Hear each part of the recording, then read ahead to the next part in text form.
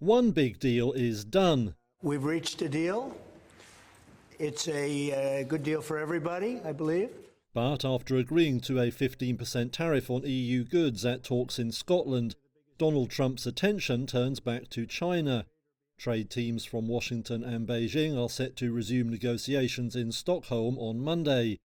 Few expect any developments on the scale of the European agreement, but it's widely expected that the pair will agree to another 90-day extension for their current truce on tariffs.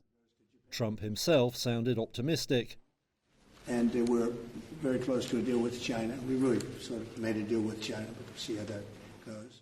An extension of the truce would prevent a new round of tit-for-tat tariffs like that seen earlier in the year.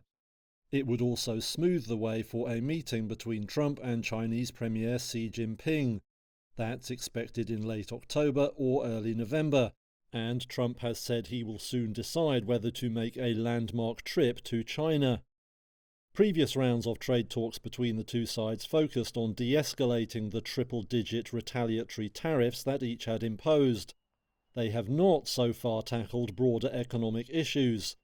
The US accuses China of flooding the world with cheap goods, while Beijing says Washington is using national security export curbs as a way to stunt its growth.